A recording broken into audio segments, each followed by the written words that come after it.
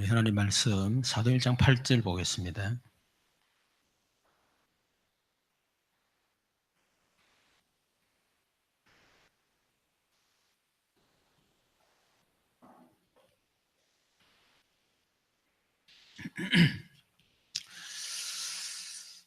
자, 우리 같이 합독하도록 하겠습니다.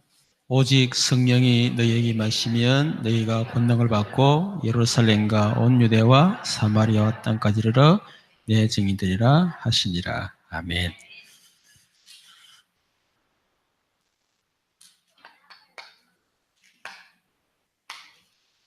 성공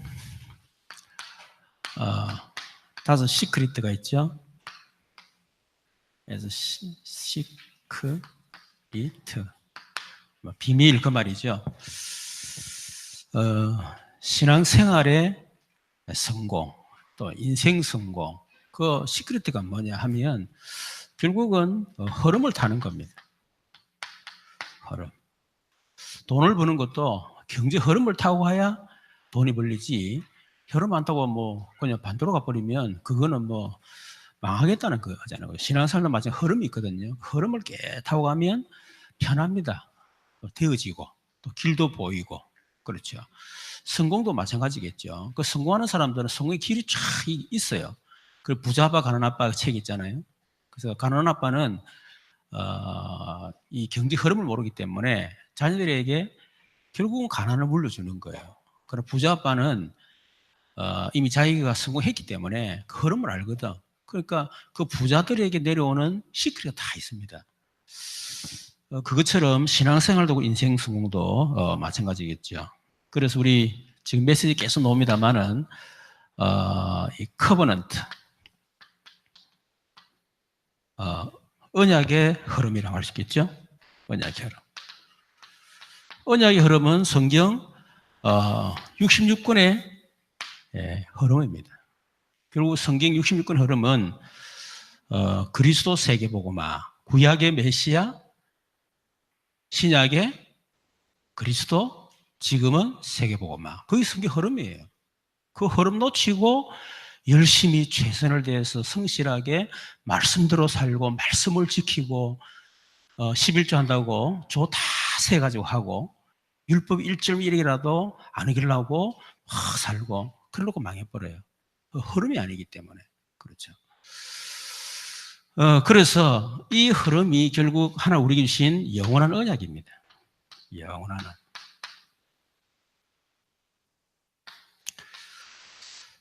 두 번째는 비전이죠. 비전. 이 비전은 결국은 성경의 흐름이 한마디로 그 복음의 흐름이라고 보면 되죠. 복음의 흐름. 그렇죠.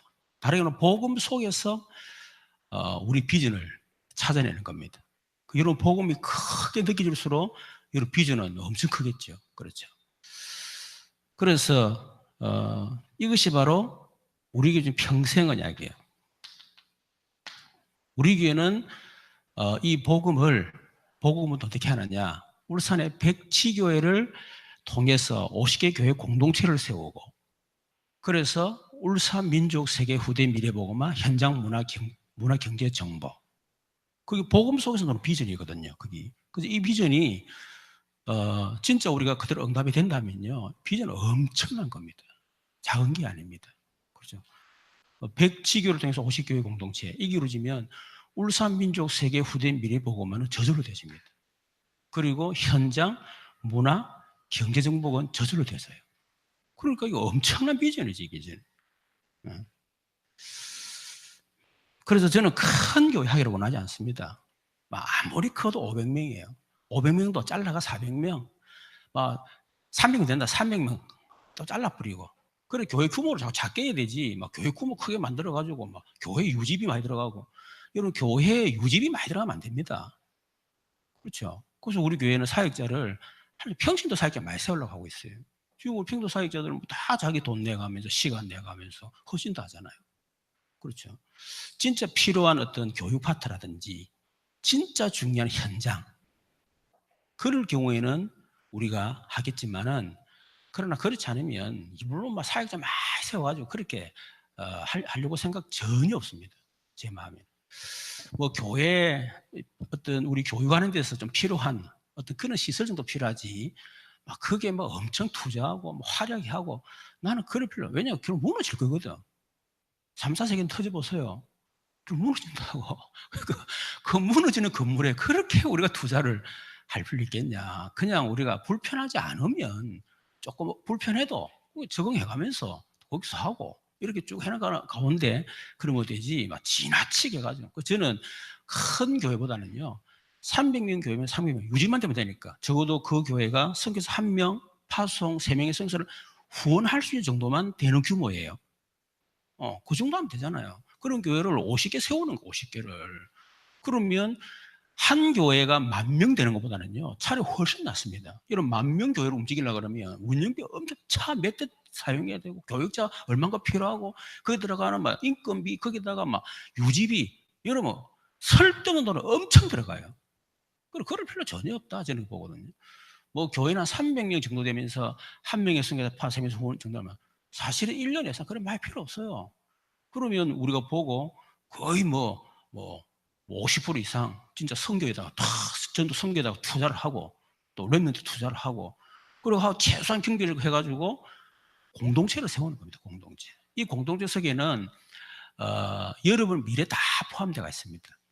사실은 이 뭡니까 이 요람에서부터 무덤에까지 그게 참 그 속에 다 있어요. 그 속에 좀 다 있습니다. 이 엄청난 비전입니다. 그리고 세 번째는 꿈이죠. 꿈. 꿈이 뭐냐?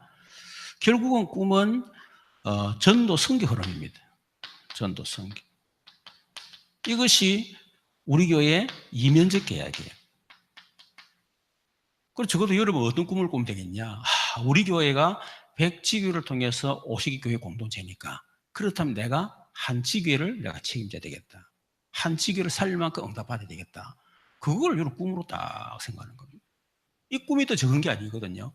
그렇죠? 한 지교를 통해서 네 가지 한 지역사를 지교회, 지역사를 시스템, 또 지역 문화를 바꿀 지역의 흑암을 꺾을 지교회, 또 지역의 문화를 바꿀 성령 건축, 또 적어도 한 나라 한 선교사를 파송할 수 있는 그런 선교 생명성 후원, 그렇죠?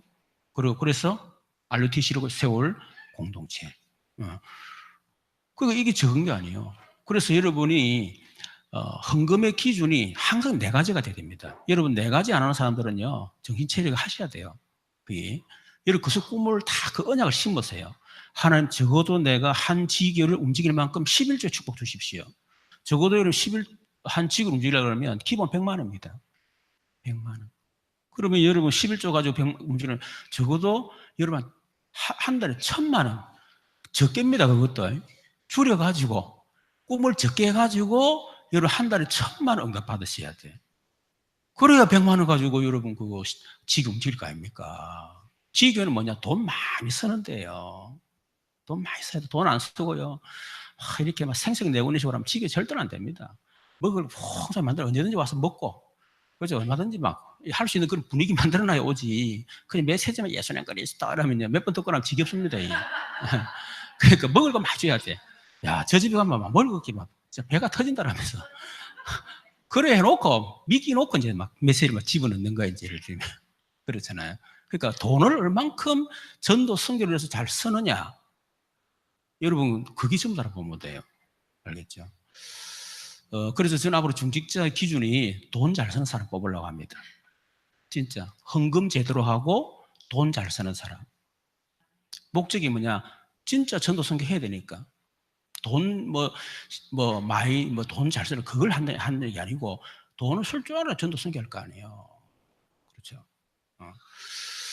그래서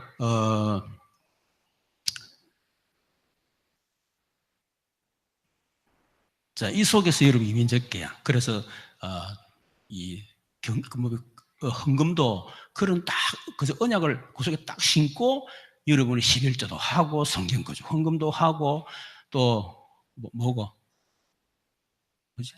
RTC도 하고 또 건축도 하고 그렇게 하는 거예요. 다 여러분 그 투자입니다. 투자 아시겠죠? 투자예요.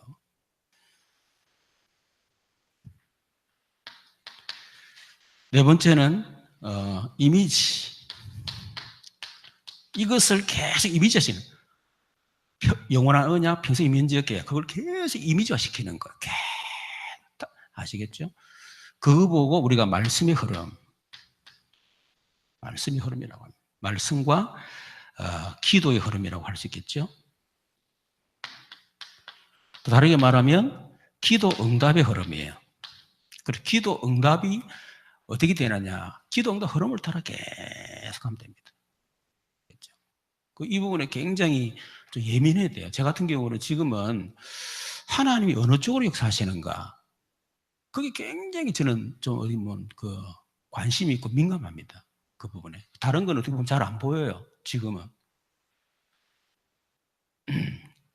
그래서 특히 목사는 이쪽으로 자꾸 들어가야 되겠죠. 그렇죠. 이래 되면 교회 안에 좀 불만이 있어도요, 말을 못 해요. 왜냐면 계속 하나님 역사하지, 응답 나타나지, 그러니까 막 불만이 있어.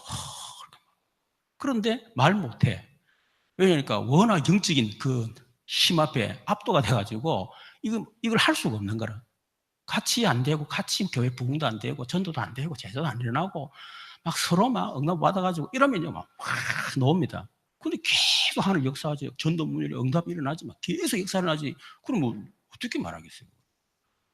그렇기 때문에 우리 개인도 마찬가지라는 겁니다. 여러분 누가 무슨 하든지 말든지 상관하지 마세요. 알겠죠? 그러지 말고 내 개인이 계속 응답으로 계속 들어갔어요. 그러면 끝나는 겁니다. 그렇지 않고 자꾸 말하는 거는요, 그건 결국 자기 손해예요. 그거는. 그런 것들이 어쩌면 자기 응답을 가로막을 수 있다는 사실을 잘 깨달아야 됩니다. 그래서 이것이 뭐죠? 우리에게 한해 언약이죠. 한해 언약. 다섯 번째는 practice. 이거는 실제 혹은 실천, 그렇게 얘기를 할 수가 있죠. 이것이 뭐죠? 결국 교회의 흐름인데 이것이 우리 주일 강단입니다. 주일 강단이죠. 그래서 이 속에서 우리가 기도응답 받고 또 여기서 내가 구체적으로 뭐든 실천할 걸 찾아내고 그러다 보면 이게 점점 구체화되어지는 거예요. 이게. 그래서 이런 흐름을 타야 됩니다. 그래 신앙생활도 성공하고 인생도 성공할 수 있다는 거죠. 오늘은 이제 오직 유일성 그리고 재창조까지 하겠습니다. 우리 전도의 21가지. 결국은 이건 응답을 말하거든요. 응답인데 이게 바로 응답의 순서입니다. 순서. 그래서 우리는 먼저 오직의 응답부터 받으셔야 돼요.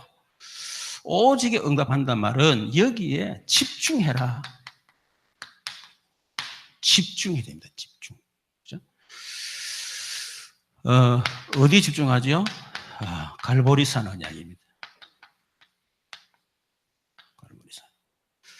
갈보리 언약에 집중해야 되는데 이 갈보리산 언약이란 말은 결국은 오직의 문제죠. 오직의 문제. 하나님이신 예수님이 육신 있고 이 땅에 오셔서 갈보리 십자가에서 죽지 않으면 안 되는 절대 이유. 그렇죠? 그게 바로 오직의 문제예요. 그래야만 해결될 수 있는 오직의 문제. 다른 방법은 절대로 해결할 수 없는 오직의 문제. 하나님 육신 있고 죄 없는 몸으로 오셔서 그분이 십자가에서 반드시 죽으셔야만 해결되는 문제. 그게 바로 오직의 문제다. 그게 바로 창세기 3장의 근본 문제죠. 하나님을 떠나서 온 문제이기 때문에 하나님 만나는 길이 필요한 거고 하나님 떠나 원죄로부터 시작된 저주이기 때문에 그래서 그것에 해방이 필요한 거고 그 모든 문제의 배후정자 결국 사단으로부터 시작됐기 때문에 사단을 이길 승리가 필요한 거죠. 그래서 뭡니까? 그리스도가 필요한데 결국 근본 문제. 또 다르게 말하면 우리 속에 뭐죠? 근본 영적 상태입니다. 그럴 수밖에 없는 이 부분을 해결받아야 되는 거죠. 그리고 여기서 결국은 오래된 가문의 문제로 그것이 또 가정의 숨은 문제로 결국 이것이 우리 개인에 드러난 문제로 이렇게 나타나는. 그래서 근본 문제를 해결해야 된다. 자, 그렇기 때문에 오직의 해답을 알아야 되겠죠. 진짜 인간의 근본 문제를 해결할 수 있는 오직의 답. 오직의 답입니다. 그래서 오직의 해답. 오직.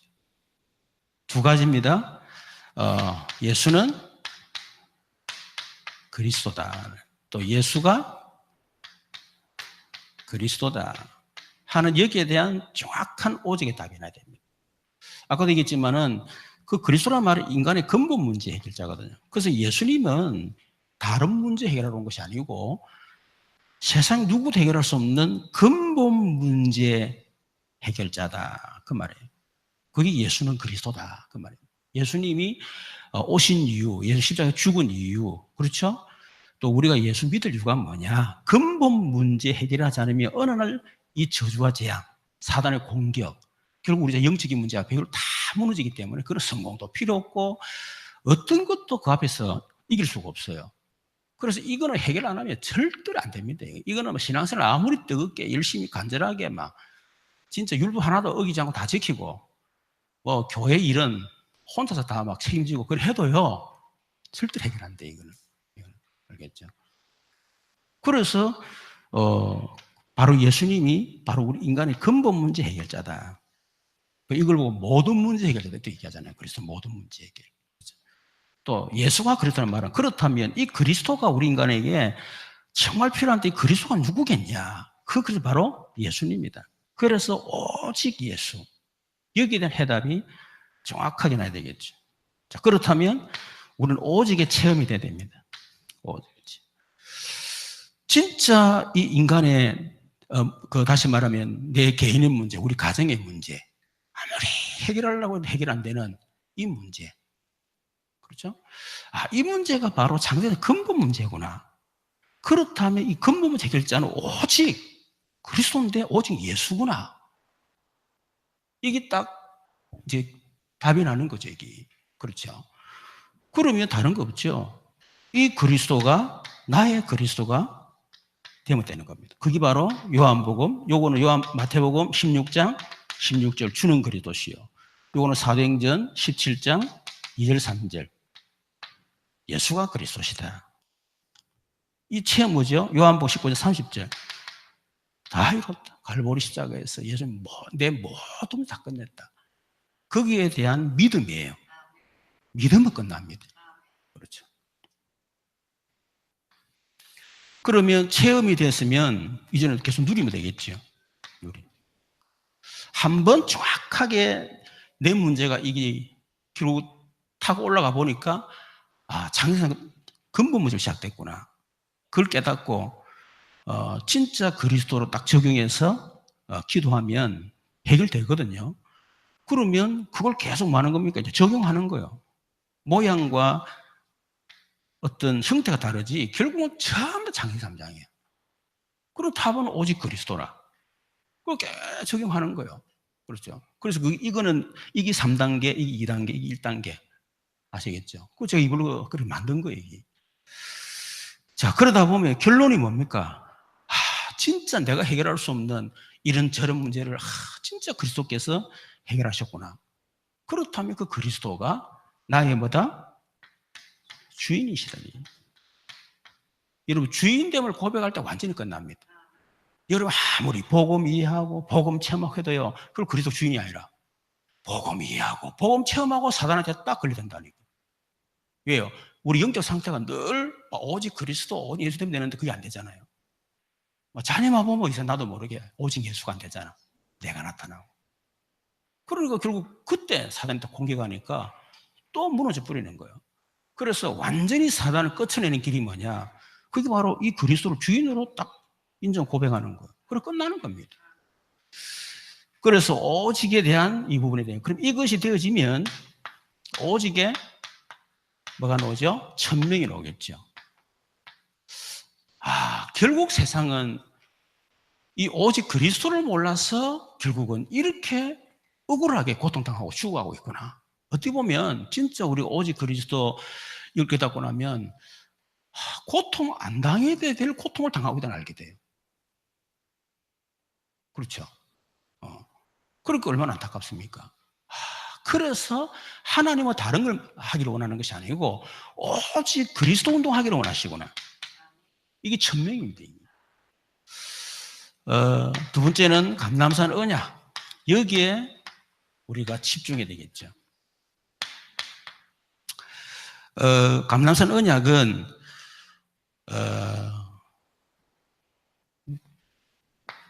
우리의 뭡니까? 오직의 배경이죠. 우리의 배경은 사람이 아닙니다. 돈도 아닙니다. 심지어 내 자신도 아닙니다. 그렇죠? 우리의 배경은 철저히 뭐죠? 하나님의 나라. 다르게 말하면 보좌의 축복입니다. 여러분, 지혜도 그리스도 안에 있으면 믿습니다. 여러분의 어설픈 지혜를 의지하지 마세요. 하지 말고 그리스도 안에 지혜 지신 모든 바가 다 있느니라.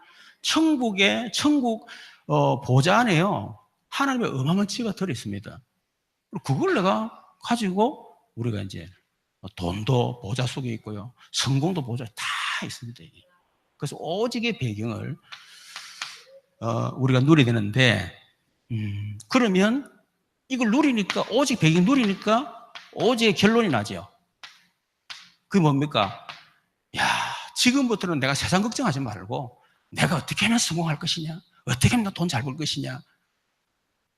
거기 신경 쓰지 말고 이제는 보좌 축복 누리면 되니까 뭐죠? 이제는 진짜 하나님의 나라에 일해야 되겠다. 그게 바로 전도 선교입니다.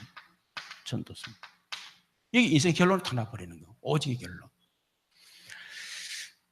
이걸 보고 뭐라고 하죠? 오직의 소명이라는 거예요. 결국은 교회를 하나님이 세우신, 우리 교회를 세우시고 우리 교회를 부르신 이유가 뭡니까? 결국은 전도하라는 거예요. 그거 외에는 하나님의 소원이 없습니다. 하나님의 소원은 교회를 얼마나 크게 짓고 우리끼리 모여가지고 사적이 사뽀뽀하면서 막 웃어가면서 사랑이 넘쳐가지고 막 사랑 충만해가지고 막 물론 필요하지만 그거 하라고 교회 세운 게 아니에요. 그렇잖아요. 그게 아니고 하나님이 우리에게 뭐요? 이 교회를 세우신 이유가 전도 선교하라고. 여러분, 우리도 마찬가지입니다. 하나님 우리를 부르신 이유가 결국은 뭐죠? 결국 전도 선교하라고 그렇게 부르신 거예요. 직분자로 부르신 이유도 결국은 전도 선교하라고 부르신 겁니다. 그래서 이것을 진짜 우리가 얼마나 소중한 걸 알면 교회가 그렇게 소중한 걸 알아요. 진짜 우리 교회가 진짜 이 세계를 살릴 그런 교회구나. 그럼 교회를 정말 사랑하게 돼 있습니다. 그렇죠. 우리 장로님 보러 볼 때, 우리 장로님이 진짜 전도 선교할 분이구나. 전도 선교님 저렇게 헌신하시구나. 여러분, 그럴 때 장로님 볼 때 존경이 저절로 나타나요. 그걸 보고 여러분, 이 뭡니까? 그 진짜 사랑이라는 겁니다. 그걸 진짜 존경이라는 거예요. 이제부터 진짜 존경하자. 우리 진짜 사랑해보자. 그래갖고 우리가 사랑 없고, 그거는 억지요, 그거는. 그게 아니고 막, 너무 막, 볼 때, 이명남 고사를 볼 때, 진짜 저분이 동구보건 살릴 진짜 사명자구나. 저분이 없으면, 어떻게 동구 살리겠나, 막. 이럴 때, 얼마나 참, 하여튼, 귀엽고 이쁘고, 여기 너무 감동받지 마시고. 자, 세 번째. 마가다라고. 마가다라는 뭡니까? 그래서 우리가 하나님을 일해야 되는데, 그렇죠. 그런데 우리는 할 능력이 없어. 그래서 하나님이 뭐예요? 오직의 방법을 주신 거예요.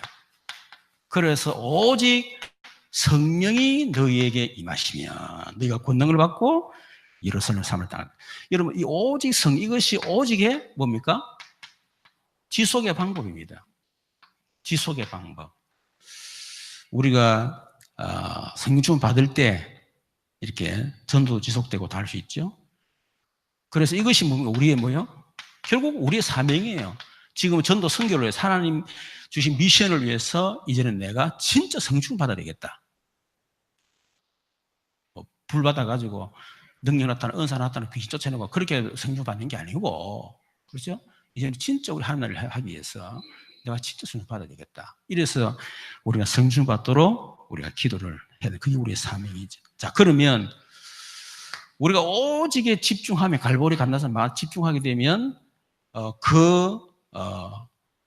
하나의 응답이 오는데 그 응답이 바로 유일성 응답이에요.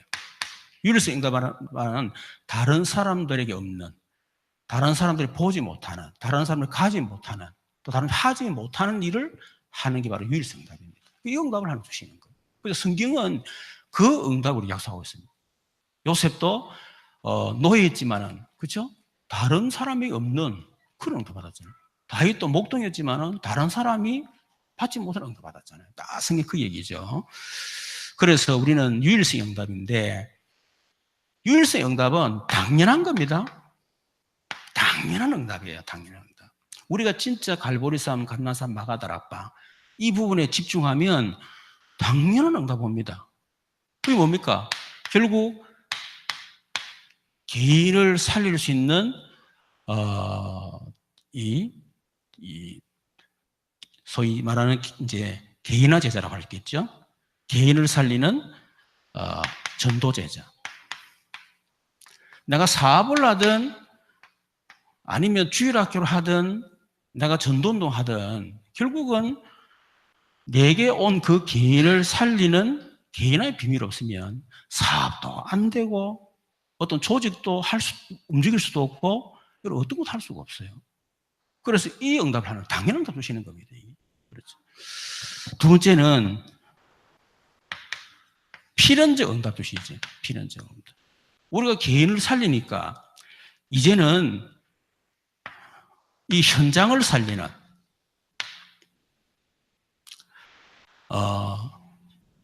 이 현장 사역자나 사역자. 이거는 개인이라 그러면 이거는 한 지역입니다. 지역. 살릴 수 있는 사역자. 이 필연적 응답 오게 돼 있어요. 이거는. 그렇죠. 그러면 절대적 응답이 올 수밖에 없겠죠. 절대적 응답은 뭡니까? 절대적 응답은 한 나라입니다. 한 나라. 한 나라를 살리는 이제는 지도자지요. 지도자입니다. 여러분 직장에서도 마찬가지입니다. 이런 단계로 딱딱 어떻게 보면 되어지는 거예요. 사업도 마찬가지입니다. 그리고 이런 유일성 응답을 하나님 주신다. 이건 우리가 억지로 막 하고 억지로 만들고 그런 게 아니거든요. 우리가 이 오직이라고 하는 이 속에 집중하면 하나님이 시간표에 따라 차근차근 그냥 요 그대로 순수대로 응답 주시는 거예요. 그게 바로 유일성 응답이다 하는 겁니다. 자, 그러면 그 결과로 오는 것이 유일성 응답 받으면 오는 것이 그게 바로 재창조예요. 여기에서 재창조가 나오는 거죠. 그러니까 지금 하나님이 내게 주신 거 있잖아요. 그 오직이라고 하는 뭐 주일학 교사 이래서 한 반, 뭐 3학년 1반, 3학년 여러분 교사다 그러면 그게 다 하는 겁니다. 그렇죠? 그렇게 하면 되는 거예요.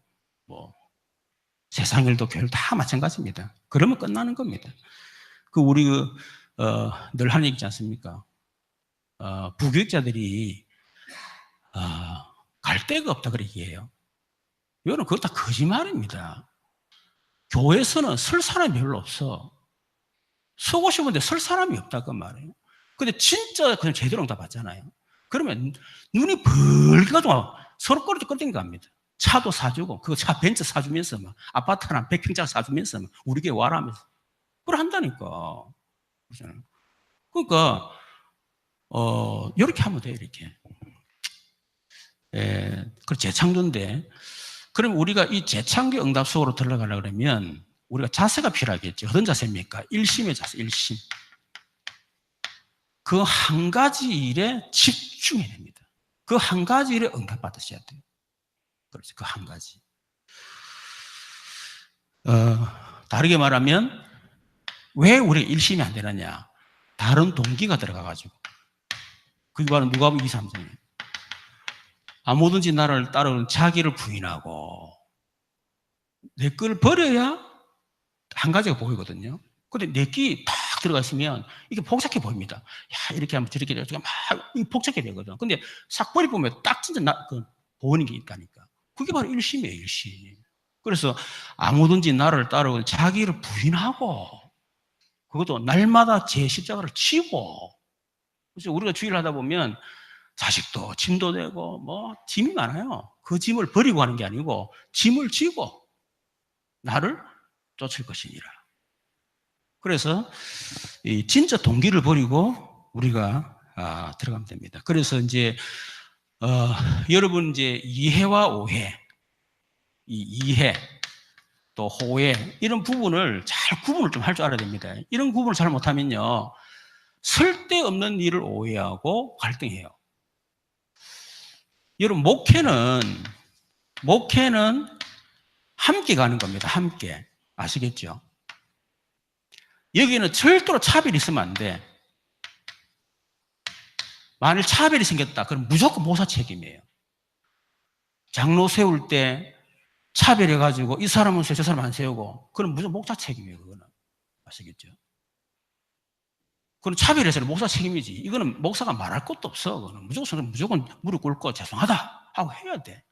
물론 행정을 하다 보면 실수할 때 있어요. 그런 걸 이해하고 넘어가면 되는 거고 또 뭐 그랬으면 예를 들면 목사님 내가 빠졌네요. 넣어주세요. 그러면 알았다. 넣어주면 되는 거고 그러면 되는 거고 그거는 행정 실수니까 그거는 빨리빨리 이렇게 하면 돼요. 또 이제 해야 되는데 그러나 예를 들면 전도운동, 선교와 제자는요 이건 함께 하는 게 아닙니다. 이거는 따로입니다. 이거는. 그래서 이거는 차별하는 구별이에요. 구별. 근데 이게 헷갈리는 거예요. 여기. 이걸 헷갈리면요 굉장히 갈등 생겨요. 저 같은 경우는 할 수 있으면 이거는 차별 안 하려고 제 나름대로는 예를 굉장히 씁니다. 제 나름대로는. 그래서 이렇게 주의 사방 보고 이렇게 해요. 그렇게 하는데 이 부분은 저는 한 가지만 봅니다. 하나님이 그 현장에 누가 필요하냐? 어떤 사람 필요하냐? 그 시간표에 누가 필요하냐? 저는 그거 보고 가지 막 그거 가지고 일하면 어떡하 저 사람 어떡하 이렇게 하질 않아요. 그러다 보니까 이제 이 마인드를 가지고 자꾸 보는 사람들은 왜 목사님이 차별하고 해? 누구는 어떻게 이렇게 생각하는 거야? 나는 그게 아닌데. 진짜 그 현장에 그 시간표에 그 사람 필요해서 예를 들어서 가는데 이 잘못하면 목사님 왜 누구를 뭐 이러는 거예요. 이거는 빨리 갱신해야 돼요. 개인 갱신해요. 이거는 갱신해야 됩니다.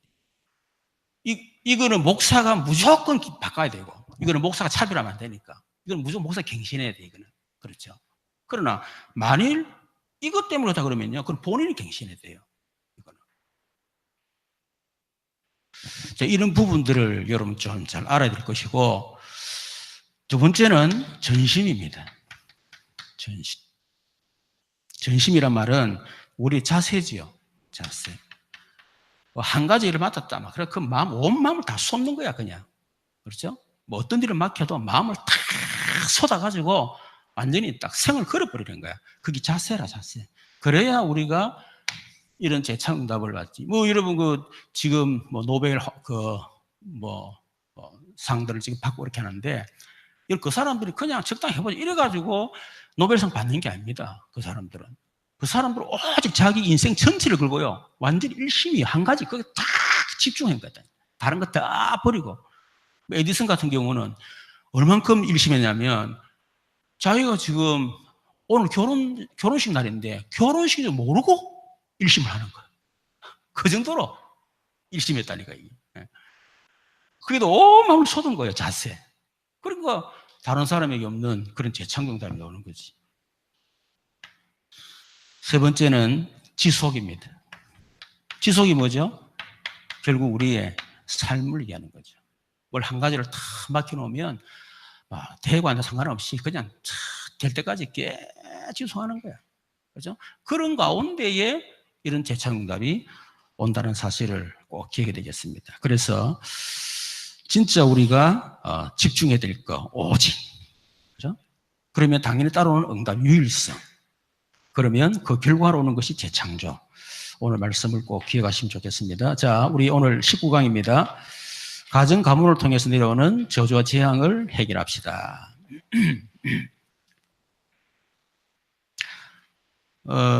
양육 시리즈는 이제 교회화된 사람이 어떻게 전도를 체험을 하도록 만드느냐 하는 부분을 놓고 20강 교재를 만든 겁니다. 자, 그래서 이제 19강에는 가정 가문을 통해로는 저주와 재앙을 해결합시다 그랬습니다. 인류의 최초의 비극진 살인 사건이 성경에 기록되어 있죠. 그게 바로 창세기 4장 1절에 10절의 얘기입니다.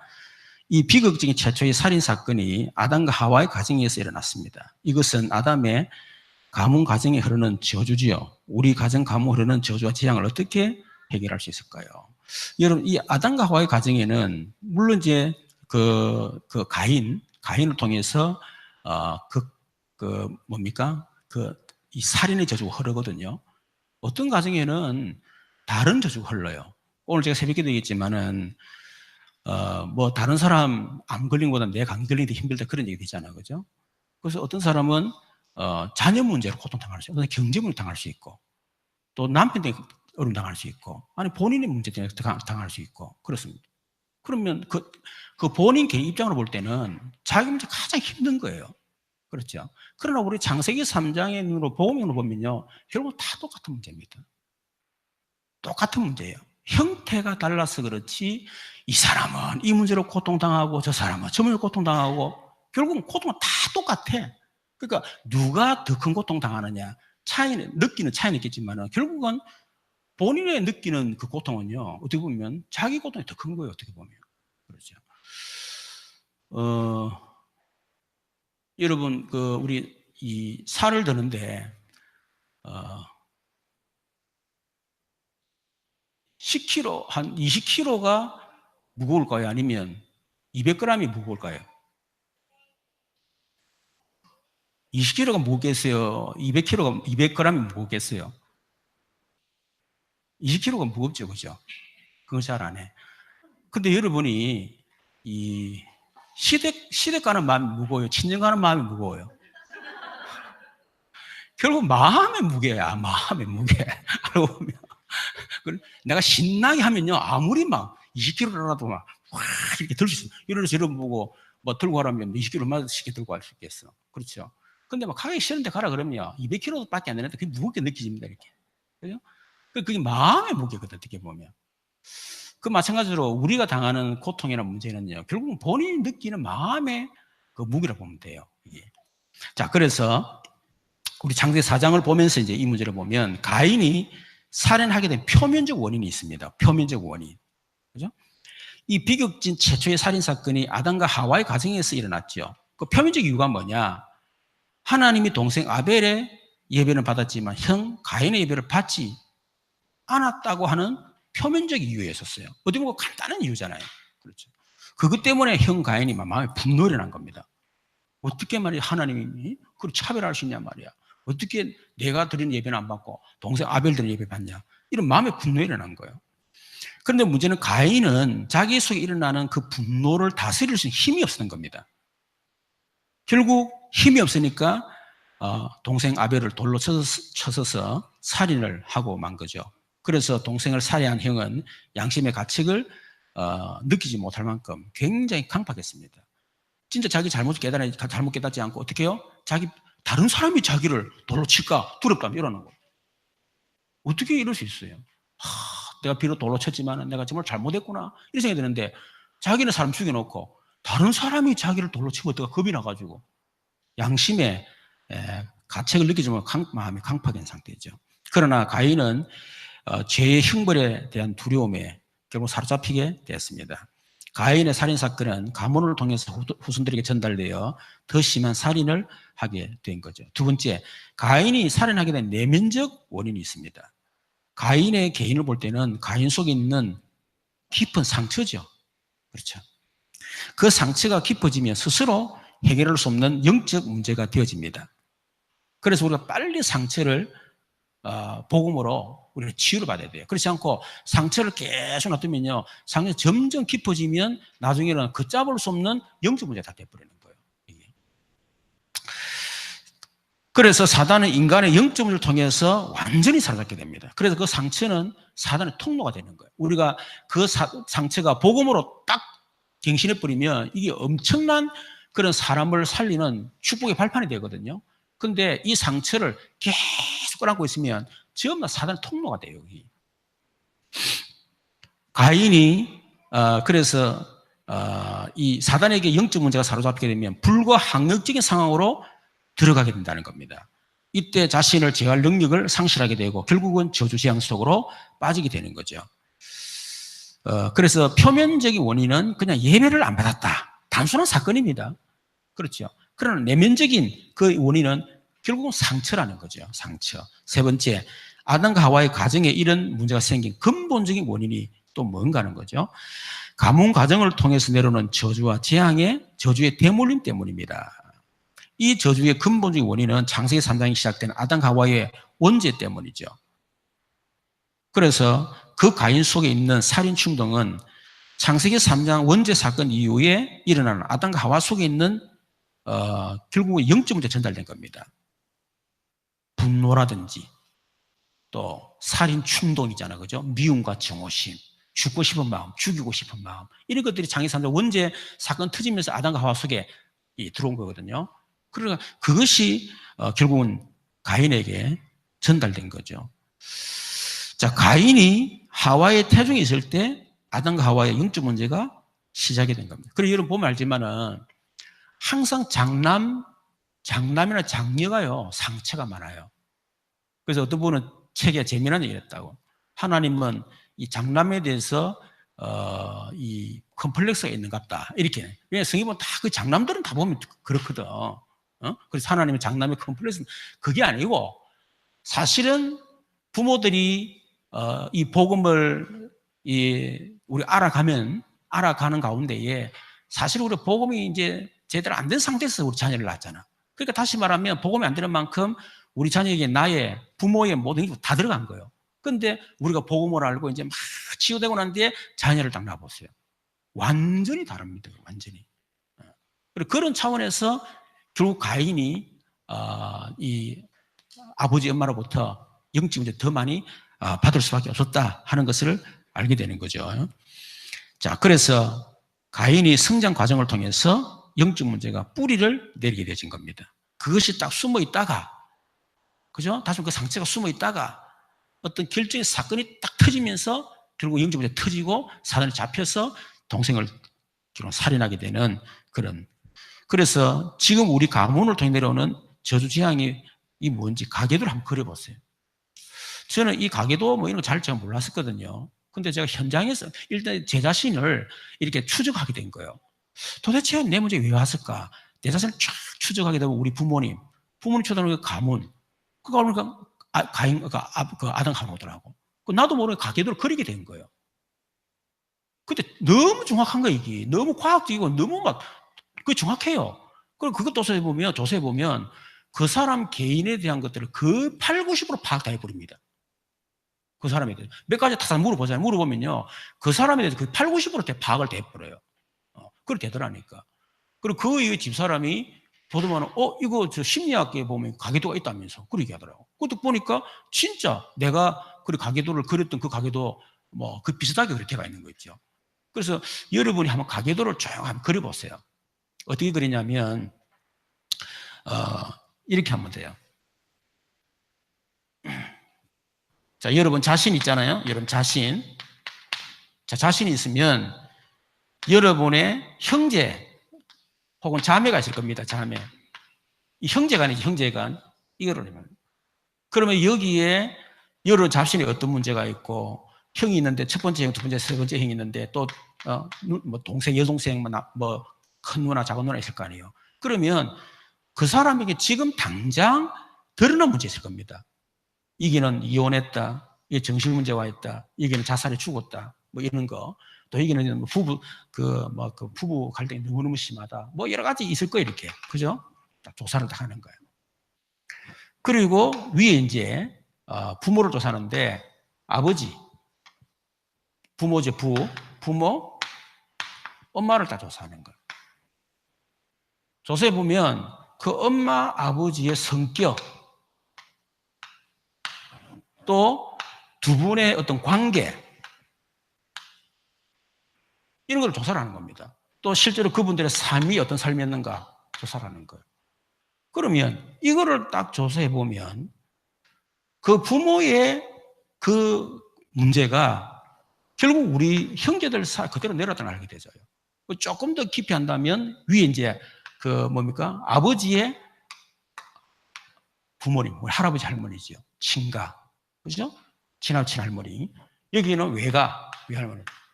특히 이제 이런 부분이 올라가면 종교를 줬어, 종교. 이때도 물론 종교를 조사하지만은 특히 이제 위에 할아버지 할머니 올라가면 반드시 종교를 조사해야 돼요. 영적 배경. 딱 있습니다, 이게. 그거를 조사를 하는 거예요. 그리고 이제 할아버지 할머니도 좀 기본적으로 알고 있는 지식들이 있으면 조사를 하는 거예요. 어떤 사람은 저한테 목사님, 우리 딸이 자꾸 이렇게 집을 나간다는 거야. 그 불신자인데 제가 달동했을 때, 그러세요. 우리 딸에게 좀 이렇게 좀 딸을 좀 살려달라고. 근데 집에 갔어요. 갔는데 내가 조사를 딱 했어. 조사를 딱 하니까 그 딸이 우울증이 있는 거야, 우울증. 근데 딱 조사해보니까 자기 엄마가 우울증이 딱 있어요. 할아버지 딱 위에 이제 아버지 조사해보니까 아버지가 결국은 이렇게 어떻게 보면 바깥에서 약간 돌아가셨어.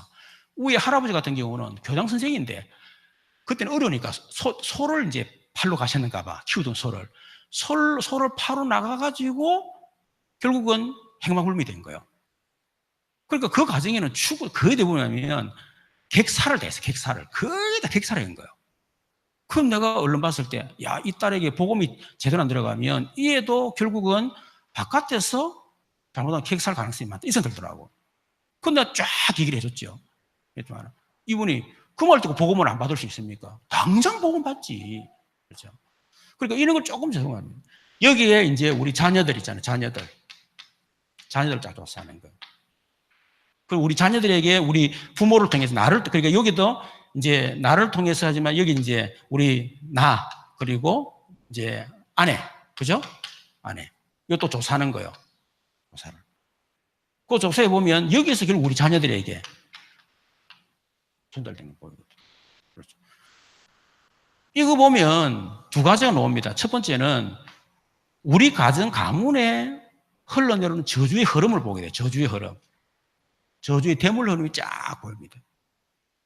그리고 두 번째는 이런 저주의 흐름을 봤을 때에 결국 이것이 사단의 역사가 아니면 절대로 이런 일이 일어날 수 없다는 걸 알게 돼요. 사단의 실체가 드러나요. 이것도 한두 번이지 어떻게 이렇게 정확하게 반복되는 이런 저주가 올 수 있습니까? 결국 이거는 사단의 역사가 아니면 안 돼. 그래서 올라가면 결국 상세 사명 나오고 그러니까 자동적으로 뭐죠? 그리스도가 필요할 수밖에 없는 답이 나니까 복음 딱 전하는 거. 그러면 거의 다 예수 믿게 됐습니다. 뭐 그렇지 않은 진짜 독한 것들은 예수 안 믿지만은 그래도 어지간하면요 믿게 돼 있어요 이게. 그러기에 여러분 해보면 참 좋습니다. 자, 그러면 가문 가정을 통해 내려오는 저주 지향을 해결하는 길이 있습니다. 다시 말하면 그러면 아담과 하와의 그 두 사람의 문제가 가인에게도 내려왔고 아벨에 내려왔는데 왜 아벨은 괜찮냐 이거예요. 물론 형한테 맞아 죽었지만은 그럼 어쨌든 간에 그러냐 이렇게 얘기할 수 있는데 그 이유가 뭡니까? 첫 번째 피제사의 비밀을 알아야 됩니다. 가인은 피제사의 비밀을 몰랐죠. 피제사는 창세기 3장 15절에 바로 말씀했던 바로 여자의 후손 메시아 그리스도 그분을 얘기하는 건데 결국은 뭡니까? 그 메시아 그리스도가 우리 죄를 십자가에 죽으시고 부활할 것에 대한 예언이거든요. 그 십자가에서 우리의 원죄 조상의 죄, 자범죄, 그 죄 때문에 받아야 할 저주 재앙을 해결하신 그 예수 그리스도를 얘기하는 거예요. 갈보리산 언약을 얘기하는 거죠.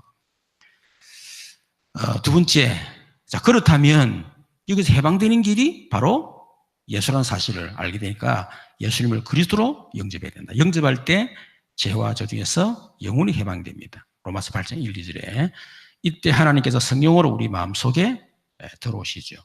이때 사단이 떠나가게 되고 우리 신분이 하나님 자녀가 되어집니다. 자, 그래 놓고 이제는 예수 그리스도 이름으로 가문 가정을 통해서 내려오는 저주 재앙을 끊고 배후 역사는 마귀를 꺾는 권세 기도를 지속적으로 계속 하시면 돼요. 그러면 가정 가문의 영적 문제 해결되게 됐습니다. 그래서 권세 있는 주 예수 이름으로 명하노니 우리 가정 가문을 통해서 내려오는 저주 재앙 지금 떠나갈지어다. 여러분 우리 그리스도 3지 가지고 기도할 때에 예를 들어서 옛날에 제가 했던 그 혈기 분노. 목사님 혈기 분노 그냥 기도 그러는 똑같은 거 아닙니까? 라는데 이거 완전히 다릅니다. 이전에 제가요 이 혈기 분노 올 때에 영적 문제를 모를 때는 그냥 무조건 하는 혈기 분노 해결해 주세요. 치유해 주세요. 혈기 분노 이걸 성령 충만 주시옵소서 막 그런 식으로 기도했어요. 그건 해결 안 되더라고. 그리고 더 뒤집어지더라고. 근데 어느 날 알게 된 거예요. 이 혈기 분노가 결국 창세기 3장 아담과 하와 속에서 언제부터 시작된 혈기 분노구나. 그리고 이게 우리 가문을 통해서 이것이 우리 가정을 통해서 결국 나에게 전달되어진 영적인 문제의 저주구나. 그걸 깨닫게 된 거예요. 그래서 이걸 어떻게 기도했냐면 혈기 분노를 놓고 기도한 게 아니고 근본 문제를 끊기 시작한 겁니다. 창세기 3장으로 말하면 우리 가정을 통해 나에게 전달되어진 혈기 분노는 예수를 꺾일지어다. 이게 제사상이거든요. 근데 지금 대부분 이렇게 기도 안 했잖아요. 저도 그렇게 기도 안 했잖아요. 그죠? 근본 문제를 끊는. 그리고 그 배후의 역사는 이 사단은 예수를 꺾일지어다. 왕 대신 그리스도. 그리고 결국 이건 내가 해결할 수 없기 때문에 그리스도가 내 혈기분의 주인 되어주시고 성령으로 내 마음과 생각에서 해방이 되도록 역사해 주옵소서. 이게 뭡니까? 선지 되신 그리스도. 그러니까 혈기 분노를 해결하는 것도 물론 맞지만 혈기 분노 올 수밖에 없는 나의 근본 문제와 영적 상태를 확 바꾸는 겁니다. 그렇죠. 그러면 제사상 왕 선지 그리스도를 내가 딱 가지고 기도할 때 혈기 분노 해결되면 혈기 분노가 해결된 것도 해결되지만 더 중요한 거는요. 이걸 통해서 정확하게 제사장, 왕, 선지자 대신 그리스도가 체험되지는 거예요. 이것이 여러분 2단계에서 말하는 기도의 목적입니다. 아시겠죠? 혈기 분노 없애는 게 목적이 아니라니까. 그렇죠? 혈기 분노를 통해서 근본 문제를 알게 만들고 정확하게 제사장, 왕, 선지자 대신 그리스도를 체험시키는 게 목적이에요. 그럼 이게 되어지면 그 다음에는 경제 똑같잖아. 이거 자녀 똑같아요. 그러니까 수만 가지 문제 와도 요것만 집어넣으면 돼. 요것만 다 똑같으니까. 이걸 뭐 적용이라는 거예요. 이게 바로 3단계. 아시겠죠? 그래서 여러분 가정 가문에 이런 저주 재앙이 여러 한 사람 때문에 완전히 꺾이는 그런 응답이 있기를 주님 여러분 축원합니다. 우리 말씀을 생각해서 같이 한번 기도하십시다. 진짜 우리가 이런 흐름을 잘 탈 수 있도록 또 위해서 기도하시고 진짜 이제 오직 유일성 재창조의 응답 속으로 들어가고 응답을 꼭 우리가 누리는 증인되도록 위해서 기도를 해야 되겠습니다. 특히 우리 가정 가문을 통해서는 이 저주 재앙을 꺾는 그런 기도를 여러분 하시기를 바라고 특히 우리 이 지금 한국 교회 또 세계 교회를 위해서 기도하고 또 우리 남북 또 북한 문제 위해서 기도를 하시고 이게 단순한 문제가 아니고 저는 굉장히 심각한 문제로 제가 보고 있거든요. 문재인 정권이 북한 문제 풀지 못하면요 우리나라 굉장히 어려워집니다. 말할 수 없는 어려움이 생길 수 있어요.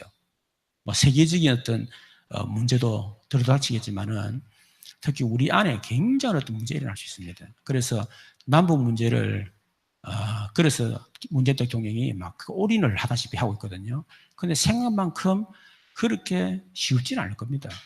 그래서 우리가 진짜 그분하고 기도를 해 주셔야 될 것 같고 또 우리 교회에 또 이제 그 기도해야 될 성도들이 있습니다. 우리 한 분 한 분 생각하면서 같이 한번 기도해 주시면 감사하겠습니다. 우리 주여 한번 부르고 기도하십시다. 주여 살아계신 하나님 감사합니다. 주는 그리스도시요 살아계신 하나님 아들심을 믿습니다. 우리에게 주신 영적인 흐름을 우리가 타게 하시고 그래서 진짜 신앙생활에서 우리의 삶의 인생의 승리자로 설 수 있도록 하나님께서 역사해 주시옵소서. 우리 주신 요나 언약 평생 임해질 계약 한 해의 언약 또 우리 주일 강단 흐름을 계속 타는 가운데에 그 응답이 실제화될 수 있도록 역사해 주시기를 원합니다. 이제 우리가 오직 응답 속으로 들어가게 하시고 그래서 유일성의 응답 받게 하시고 이제는 재창조의 응답 속으로 들어가도록 하나님께서 역사해 주시기를 간절히 바라고 원합니다. 하나님, 특별히 이 나라의 민족을 붙들어 주시고, 하나님 정말 이 나라의 민족이 이제 전 세계 살리는 제사장 나라가 되겠사오니, 특히 우리나라의 정치와 경제를 붙들어 주시기를 원합니다. 모든 국민들을 분열시키는 약한 영들 권세는 주 예수 이름 완전히 꺾이게 하옵시며, 나라가 정말 정치적으로 경제적으로 안정이 되어지게 하시고, 특히 북한 문제 잘 풀리시도록 하나님 역사하시고, 그래 정말 말 그대로 남북 통일, 복음 통일, 평화 통일 될 수 있도록 하나님께서 역사해 주시옵소서. 특별히 하나님 한국교회 전 세계 교회를 붙드셔서 오직 복음운동 전도 선교할 수 있도록 하나님께서 역사해 주시고, 교회를 무너뜨리려고 발악하고 있는 모든 어둠의 권세, 악한 영들, 내가 권세는 주 예수 그리스도 이름으로 명하노니 이 시간에 완전히 꺾이고 저주받고 무너질지어다. 특별히 하나님 우리 교회 성도들 개인과 가정 가문에 흐르는 저주와 재앙이 권세는 주 예수 이름으로 무너지게 하시며, 배후 여기서 악한 영이 떠나가게 하시며, 주께서 주인 되셔서 하나 우리 모든 성도들의 또 개인 가정 모든 가문을 하나님 복을 주시기를 기도합니다. 우리 교회 안에 영적인 문제로 시달리는 성도들이 있습니다. 또 경제 문제로, 육신의 질병으로, 자녀 때문에 어림당하는 성도들이 있습니다. 하나님 완전히 복음 속에 올인하게 하셔서 정말 복음의 능력을 실제로 체험하고 하나님은 그리스도의 증인으로 설 수 있도록 하나님께서 역사해 주옵소서. 하나님의 재창조의 능력으로 지금 역사해 주시기를 간절히 바라고 원합니다. 하나님 아버지 재창조 능력으로 역사하사 하나 우리의 심령이 변화되게 하시며, 우리 마음과 생각이 바뀌게 하시며, 육신의 질병이 떠나가게 하시며, 귀신이 떠나가게 하시며, 우리의 모든 삶이 완전히 바뀌는 증거가 일어나도록 하나님께서 역사해 주시옵소서. 오늘 이 새끼 우리의 하늘 문을 여시고 성령으로 충만하게 역사하사 오늘 하나님이 주시는 그런 능력을 오늘 우리가 받고 들어갈 수 있도록 하나님께서 역사해 주옵소서. 지금은 우리 주 예수 그리스도의 크신 은혜와 우리 하나님 놀라우신 사랑과 성령님이 내주는 교통 충만 역사심이 오직 유일성 재창조 응답을 받으며, 특히 우리 가정 가문의 모든 영적 재앙을 완전히 꺾고 이 일의 증인으로 쓰임받기를 원하는 우리 모든 성도들 머리 위에 지금부터 영원토록 항상 함께 계실지어다. 아멘.